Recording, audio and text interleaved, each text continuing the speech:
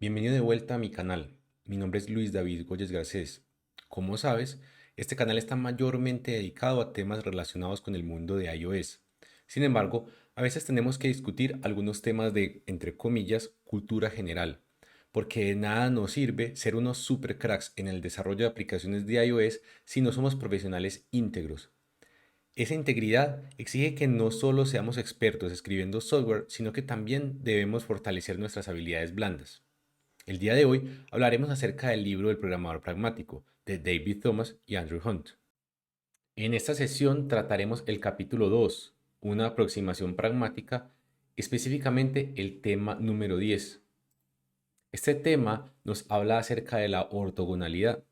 Vamos a ver que se parece mucho al tema que vimos anteriormente, que era el número 8. Sin embargo, van a haber unas sutiles diferencias. Resulta que la ortogonalidad dentro de la matemática es cuando tenemos dos planos o dos rectas que se van a cortar en un ángulo recto. Lo que tenemos aquí en pantalla, la parte superior derecha, son planos que se cortan pues, en ángulos rectos, todos entre sí, y abajo tenemos dos vectores que también se cortan en ángulo recto.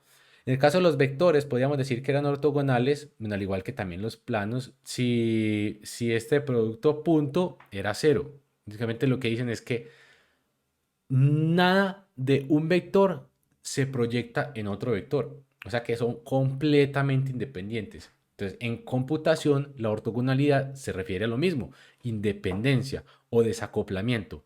Tenemos que garantizar que dos módulos no dependan entre sí, ¿cierto? Ahora, ¿dónde encontramos ortogonalidad en nuestros sistemas? Entonces vamos a ver un ejemplo de un sistema no ortogonal para que revisemos la pregunta anterior. ¿Por qué? Bueno, pues quizás no sea tan evidente el tema de la independencia entre las partes. Imaginémonos que tenemos esa moto. Bueno, yo no sé si has conducido moto en el pasado, pero si conduces moto hay un freno, una palanca de embrague, bueno, un freno delantero, una palanca de embrague, el acelerador, también tienes el freno trasero que está en el pedal, también tienes los pedales para meter los cambios y ahí pasa algo muy importante, y es que, ¿qué pasa si tú estás de pie en la moto y no aceleras? Uno se cae, ¿cierto? Se cae hacia la izquierda o hacia la derecha. Supongamos que aceleramos y no tenemos control sobre el volante. ¿Qué pasa? Nos caemos. Entonces tenemos que acelerar y tener un sumo cuidado de que el manillar está en la dirección correcta, ¿cierto? Y no solamente basta con tener cuidado con el manillar, sino que también tenemos que cuidar el freno delantero, el freno trasero.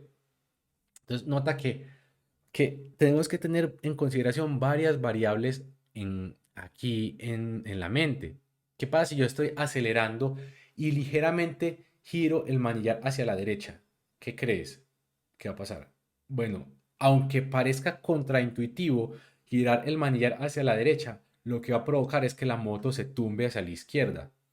Por eso estás viendo ahí en la imagen que ese sujeto que está conduciendo la motocicleta, pues está girando la llanta hacia la derecha, pues mira que si estuviera girándola hacia la izquierda, pues la llanta apuntaría hacia adentro, pero está apuntando hacia afuera. Entonces, ¿qué pasa? Este sujeto gira el manillar hacia la derecha, pero está acostado hacia la izquierda. Eso se llama contramanillar. Entonces, mira que para que una persona pueda efectuar una curva hacia la izquierda, entonces tiene que estar acelerando, porque si suelta el acelerador se cae, ¿cierto? Acelerando, girando el manillar en dirección contraria a la curva y probablemente tener también en cuenta que más adelante no haya ningún obstáculo ni nada parecido. Entonces, suelta el acelerador y ¿qué va a pasar? Te caes. Entonces no basta solamente con girar el manillar, endereza el manillar y ¿qué va a pasar? La moto va a seguir derecho y te vas a estrellar. Entonces, nota que cada variable que tienes ahí en la moto no es independiente, sino que algo tiene que ver con las demás. No basta con que solamente aísles una de ellas. La moto no va a andar solita y ya. Listo. Esto es distinto a un carro, por ejemplo, que si el carro lo aceleras, él lo acelera y ya. No tienes que tocar el volante ni nada. Solamente aceleras y el carro acelera. Entonces, ¿dónde encontramos ortogonalidad en nuestros sistemas? La encontramos en todos aquellos puntos donde seamos capaces de efectuar un cambio y que eso no se sienta alrededor. Básicamente, que la propagación de efectos sea muy localizada. Obviamente, como tenemos un sistema con varias clases, es obvio que en cierta medida una clase va a depender de otra. Claro, si yo estoy conectando una clase de otra, es que básicamente yo le estoy o dando algo o pidiendo algo. Entonces es imposible que tengamos completa independencia, pero algo sí es cierto, y es que en cierta zona deberíamos ser capaces de localizar los efectos. Eso es muy importante. Habrá ortogonalidad si somos capaces de localizar esos efectos. De lo contrario, no la habrá. Ahora, vamos a ver los beneficios de la ortogonalidad. Pues que si los sistemas son no ortogonales, serán muy difíciles de cambiar y de controlar. Vaya, trate de cambiarle el manillar a la moto. ¿Qué va a pasar? Pues quizás no se comporte igual que antes, ¿cierto? Si usted le pone un manillar más grande, probablemente va a ser más difícil entrar en la curva. O si cambia en algo la distancia que hay de la guaya del acelerador, la longitud de esa guaya, pues probablemente el efecto que usted sienta al entrar a una curva va a ser diferente. Entonces, mira que cualquier cambio que hagas dentro del sistema que no sea ortogonal va a provocar efectos indeseados y va a hacer que sea muy difícil de controlar. ¿Qué más tenemos? Que si los componentes del sistema son altamente dependientes entre sí, no hay forma de efectuar un cambio localizado. Y es justamente lo que te hablaba hace un instante. Necesitamos que los componentes sean bien independientes para que sea posible identificar dónde está el cambio, dónde se propagan los efectos. Y bueno, queremos diseñar componentes que sean autocontenidos, o sea, que sean independientes y con un único propósito. Creo que ya todos hemos escuchado, y si no lo has escuchado antes, pues que esta sea la primera vez para escucharlo, pero nosotros debemos tener clases que tengan una única responsabilidad, que tengan un solo propósito, porque esto va a permitir que sean fáciles de cambiar y que podamos tener un sistema más mantenible. Ahora, cuando los componentes del sistema están aislados, pues se puede cambiar uno de ellos sin necesidad de preocuparse por los demás. Esto es algo súper importante y era un ejemplo que te había traído a colación hace un rato. Y es que imaginemos que yo cambio una clase A, pero los efectos de esta clase se propagan en B, C y D.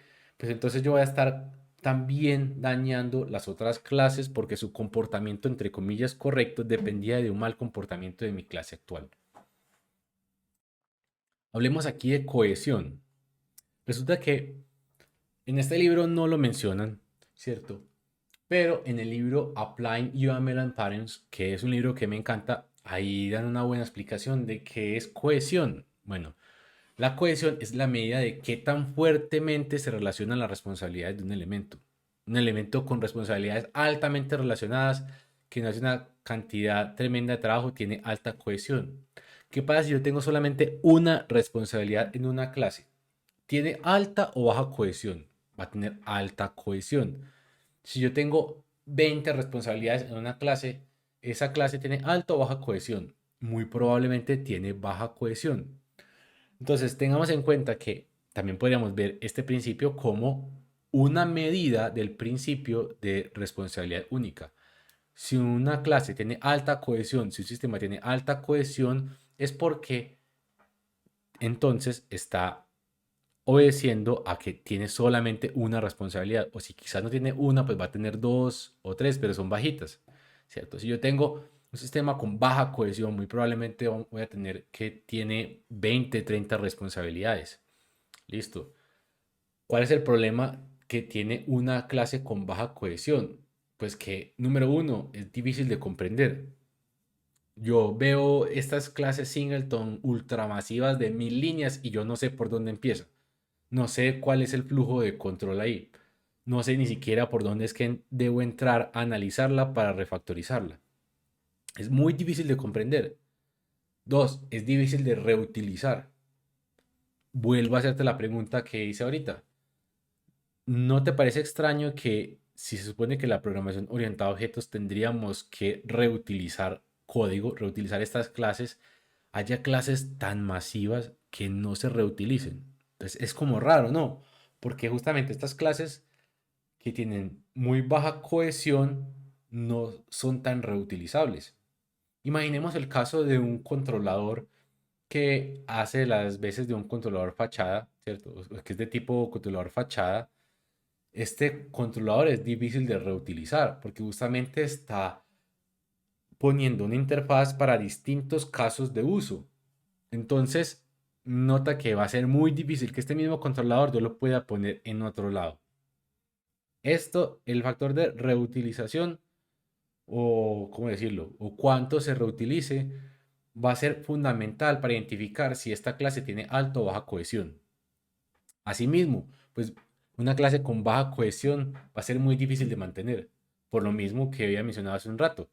Es difícil identificar por qué punto arranca, cuál va a ser el flujo de control y qué método sigue para poderle agregar pruebas. Los cambios no están localizados, entonces es muy difícil ponerle pruebas y hacer los cambios. Y también va a ser muy delicada. Si yo hago un cambio, el cambio se va a propagar por muchas zonas. Entonces es difícil de mantener, en definitiva. Y bueno, cuando hay alta cohesión en un sistema, ¿cierto? Las partes pues, del sistema van a trabajar en conjunto, ¿cierto? Porque si yo tengo una parte que es completamente independiente y otra que también es independiente y entre las dos van a lograr un cometido específico, pues cada una es óptima y experta en lo que hace. Aquí vamos a ver entonces, en línea con el último comentario que yo hice, que hay un aumento en la productividad. ¿Cómo así? Si yo me enfoco en hacer una sola clase una vez y quedó perfecta y tiene solamente una responsabilidad, y si yo luego me enfoco en hacer otra clase que quedó perfecta y tiene una responsabilidad, si yo combino ese trabajo que hacen las dos clases, pues entonces ya obtengo como una productividad total que sería la suma de las dos productividades. O sea, el esfuerzo que invertí en cada clase no se ve desgastado, o sea, no se pierde. Ahora imaginémonos que tenemos dos clases donde tengan algo de esos métodos que esté copiado, que esté parecido, que sean algo dependientes. Pues ya no podré usar el 100% de las dos clases en la consecución de un objetivo. Probablemente tenga que usar el 80% de una clase y el 100% de otra. Así que perdí, en realidad, parte del tiempo que invertí en escribir una de las dos clases, ¿cierto? Si yo hago código que sea completamente independiente, podré aprovechar la productividad invertida en cada una de esas partes. Por otro lado, pues aparece la reutilización de código. Yo creo que ya he hablado un montón acerca del tema. Si nosotros garantizamos que nuestras clases son lo suficientemente independientes, pues vamos a poder reutilizar el código frecuentemente, o al menos más frecuentemente que solamente una vez. Y consigo, o sea, también, además de aumentar la productividad, vamos a reducir riesgos. ¿Por qué? Número uno, si hay buena cohesión, quiere decir que, bueno, el código que hay en una clase no lo vamos a estar copiando en otra clase, así que si esa clase A está enferma, tiene un pedazo de código que no funciona y está mal hecho, pues solamente va a estar ahí, no está en otro lado. O sea que si yo tengo que repararlo, puedo ir allá y arreglarlo y ya, ¿cierto? Además, si los cambios están aislados, si los efectos de esa clase están aislados, si yo voy y cambio esa clase, pues el efecto quedó hasta ese punto y ya. Es fácil de cortar la propagación de efectos. También podemos ver que un sistema ortogonal tendrá mejores pruebas automatizadas. Y esto es porque si yo tengo un sistema ortogonal que tiene bajas dependencias, va a ser fácil hacer las pruebas porque solamente pruebo esa clase, solamente tengo que probar el algoritmo que está ejecutando ese método. No tengo que probar el algoritmo dependiendo de que me entregue esta otra clase, que la otra clase puede entregarme A, B, C, D, E, F salidas. Entonces, bueno, las pruebas va a ser más difíciles de probar. ¿Y qué pasa si depende también del estado de la otra clase? O sea, imaginemos que trabajamos con singletons. Tendría que hacer pruebas que esta función se comporta de cierta manera si mi singleton tiene este estado. También se comporta de esta otra manera si mi singleton se comporta de esta otra manera o tiene este otro estado. Entonces, un sistema ortogonal tiene mejores pruebas sencillamente porque hay menor dependencia con otras clases, hay menos dependencias. Cada una de estas clases tendría que ser independiente teóricamente hablando. Y bueno, este último punto me parece que es muy importante. Voy a mover la cabeza a ver para que lo veas. ¿Qué dice? Un sistema ortogonal no dependerá de un proveedor específico, producto o plataforma, porque sus interfaces serán aisladas. Esto es muy importante, que también lo mencionan en el libro de Working Effectively with Legacy Code. Nosotros cuando pegamos una dependencia a nuestro sistema, en principio no deberíamos depender completamente de ella, no deberíamos acoplarnos a sus clases. Si pudiéramos, tendríamos que crear adaptadores para tener la facilidad de cortar esa dependencia mañana y pegarle otra dependencia. No deberíamos ni siquiera dejar que se propaguen los deteos de esa dependencia a lo largo de toda nuestra aplicación. Eso es muy, muy, muy importante. Y de hecho, fíjate que la mayoría de buenos principios de programación que apuntan a que usemos arquitecturas en capas, justamente nos dicen eso. Hombre, garantice que sus dependencias se queden en estas capas externas, que no haya necesidad de venir y modificar nada de lo interno. Si yo quiero mañana cambiar una base de datos por otra, no debe haber ningún problema, no se deben modificar para nada ni los gateways, ni los casos de uso, ni las entidades. Debo ser capaz de tener una distribución tal que estas capas puedan convertirse en tiers mañana. ¿Qué significa esto? Bueno, una capa es que yo tenga una disposición de ciertos componentes de mi aplicación que esté en una frontera, que yo sea capaz de ponerle una frontera ahí, ¿cierto? Si yo quiero convertir esta capa en un tier, o sea, yo quiero sacar esas clases y ponerlas en otro artefacto, en otro binario, físicamente en otro lado, o sea, ya sea que yo lo ponga en otro computador, yo tengo 5 clases en este computador y tengo otras 5 clases en este otro. Entonces, para yo tener esa separación, tengo que asegurarme que yo no dependa de esas clases. Si yo estoy dependiendo de esas clases, no puedo echarlas para otro lado, no puedo sacarlas. Por eso tengo que garantizar que yo estoy desacoplado de ellas. Hay otro aspecto de la ortogonalidad que debemos tener en cuenta y es cómo se comporta la ortogonalidad frente al mundo real. Nosotros muchas veces ni siquiera nos preguntamos qué tan acoplado está mi diseño frente a cambios en el mundo real. ¿Será que si cambia mañana alguna legislación del gobierno, tengo que cambiar mi código? Entonces, es importante que nos hagamos esas preguntas. Y de hecho, espero que te sirva. Nosotros deberíamos hacer que nuestra aplicación tenga archivos de configuración. O sea, toda esta configuración que el día de mañana pueda cambiar, podemos perfectamente ponérsela en un archivo, separarla. Deberíamos ser capaces solamente de dejar dentro de nuestra aplicación las cosas que dependen de cambios que los programadores tengan que hacer. Esta configuración que viene de afuera, del mundo real, legislación del gobierno, que el color de la aplicación, pues en realidad no es tanto algo que defina la aplicación como tal, sino algo del negocio o agentes externos. Entonces, ten en cuenta que debemos procurar separarnos, cortarnos de ese mundo real en la medida de lo posible. También en este mismo aspecto, tenemos que considerar que cualquier acoplamiento de nivel de identificadores de base de datos, por ejemplo, tenemos que cortarlo.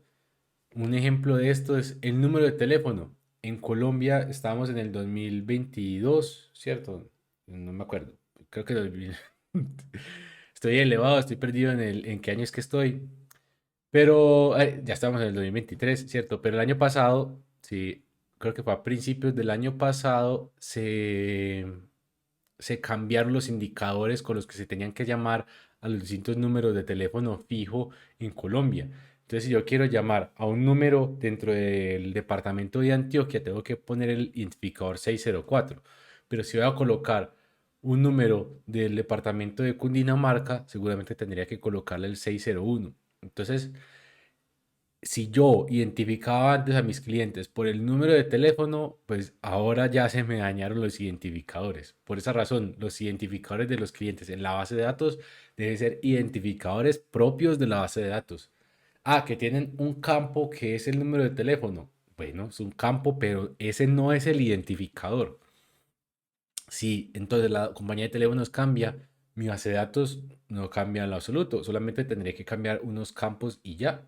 Cambia la consulta, pero no cambia los identificadores a través de los cuales estaba acoplando unas entidades con otras. Aquí hay una frase muy importante que dice al final: evite depender sobre cosas que usted no tiene control. Podrían cambiar en cualquier momento por cualquier razón. Aplíquese esto en cualquier aspecto de la vida. Imagínate que estés dependiendo de la plata que te dé el compañero del apartamento de al lado. ¿Qué pasa si ese compañero se muere? Prácticamente ya estás jodido. No tienes cómo responder porque tenías una alta dependencia con una gente que tú no controlabas. O imaginemos que no se murió, sino que simplemente ya se cansó de darte la plata. Entonces, básicamente, ahí estás en una zona donde ya no tienes nada de control y cambió. En cualquier momento cambia y por cualquier razón cambia y tu vida ya no va a ser la misma. Otro ejemplo que vemos aquí en este escenario son las placas de los automóviles, aquí como lo estoy poniendo en las figuras de la parte inferior de la pantalla. Nota que en Colombia han habido distintos cambios de las placas. Antes la placa, pues hace muchos años era de esta forma, luego la placa pasó a ser de esta forma y ahora, hoy en día, año 2023, ahorita sí me acuerdo, son de esta manera, ¿cierto? Si nosotros hiciéramos una base de datos cuyos identificadores fueran las placas de los carros, entonces estaríamos jodidos. Y nosotros también, en cuanto al tema de ortogonalidad, también hay otro aspecto a tener en cuenta que es la ortogonalidad frente a las dependencias. Tengamos muchísimo cuidado para cuando integramos una nueva dependencia, ya sea un SDK o cuando vayamos a consultar algún servicio en Internet, esas dependencias deben estar aisladas del resto de nuestra aplicación. Imaginémonos que hoy usamos una base de datos SQLite, ¿cierto? Y usamos esto de los cursores, estamos contentos, pero el día de mañana dice, no, estoy cansado de este mundo de código que estoy escribiendo acá. Vamos a cambiar por Cordera. Listo, ponemos Cordera. O vamos a poner Run. Listo, colocamos Run. Ah, no, resulta que yo mañana estoy en Android y dije, no, voy a poner Room.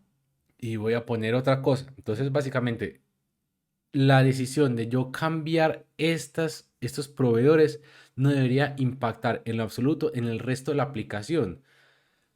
Podemos ver que hay escenarios donde nosotros decimos, no, pero ¿cómo me vas a pedir que cambie esa base de datos? Esto me va a tomar muchísimo tiempo. No, mira que los modelos de la base de datos se propagaban por toda la aplicación.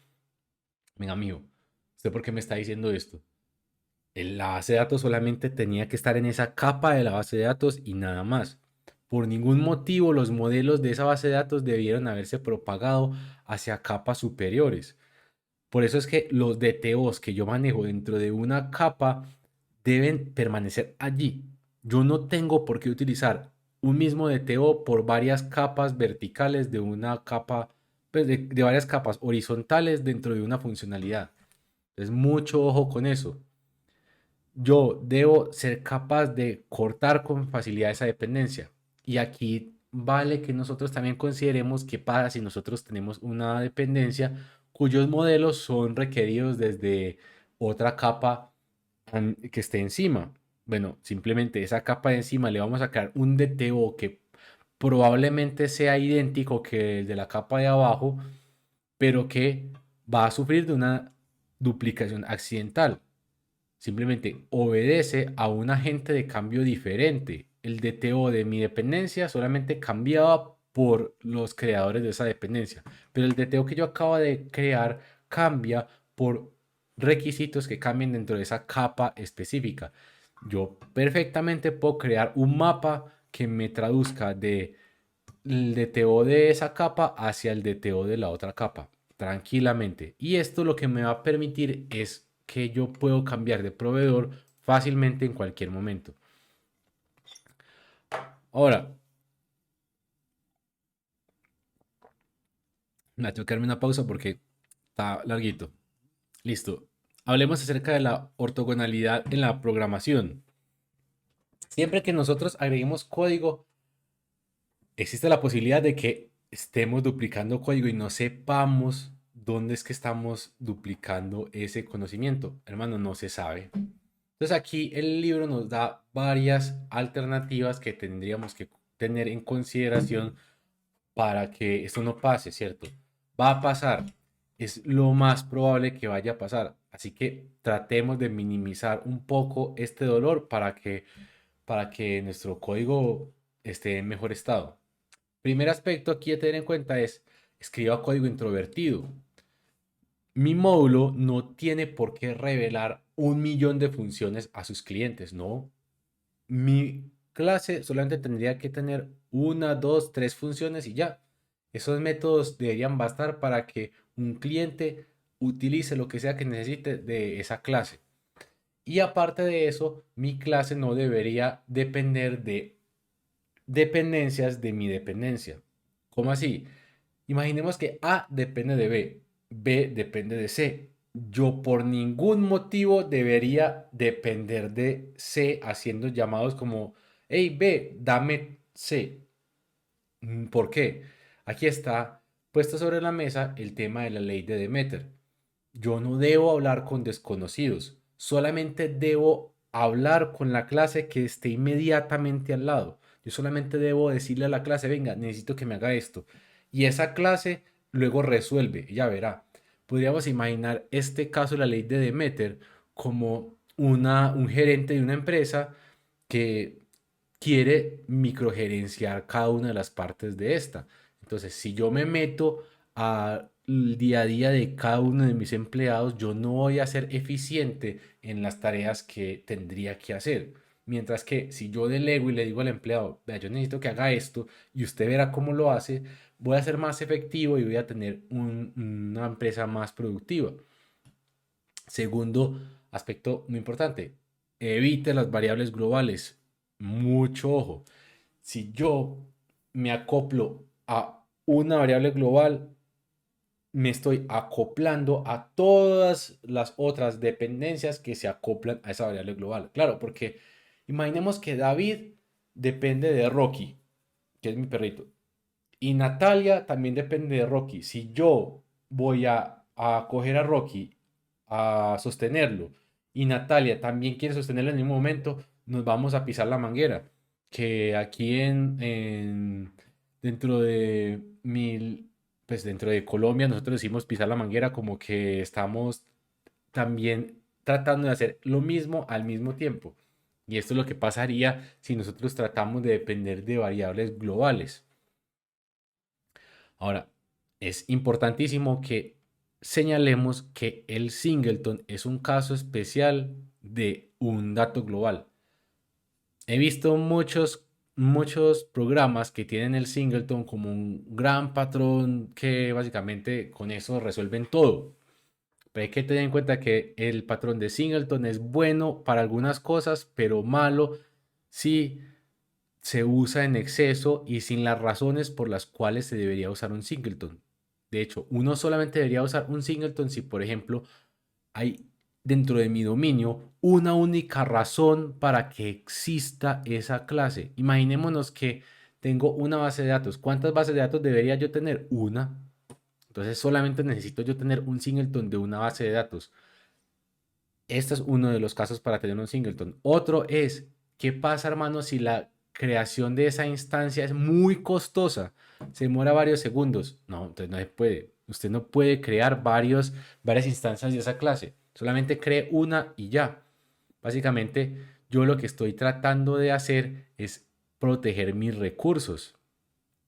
Listo. Y ahora, ¿qué es lo que ha sido algo súper crítico en el desarrollo orientado a objetos de hoy en día? Pues que nosotros tenemos vicios de la programación procedimental, donde nosotros teníamos al alcance variables globales por doquier y como en la programación orientada a objetos necesitamos tener acceso a esas variables locales, bueno, esas variables de instancia a través de clases, pues es fácil yo tener un singleton para que me sirva ahora de variables globales. Básicamente el singleton se convierte en una variable global. Y si yo tengo mi programa que depende solamente de singletons, tengo no un programa que es orientado a objetos, no, es un programa procedimental que basa todo su desarrollo en variables globales.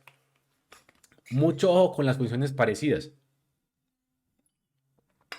Si se parecen dos métodos y no son idénticos, muy seguramente los vas a poder refactorizar para tener un código que haga una sola parte del código común y el resto, lo que difiere, lo vamos a llevar a otros métodos que allá cada uno va a hacer la especificidad que tendría que hacer cada uno de los métodos que eran diferentes, ¿cierto? Podríamos pensar en patrones de diseño con el método plantilla, el patrón de estrategia también. Yo no quiero mencionar aquí el método fábrica porque es un caso, una aplicación específica del método plantilla para la creación de elementos, ¿cierto? Pero en general, bueno, podríamos pensar en muchos patrones de diseño que básicamente lo que buscan es que uno mueva parte del código que es común a una zona y lo que varíe lo vamos a llevar a otra zona. Y es que en realidad eso es otro principio de programación. Separe todo lo que varíe.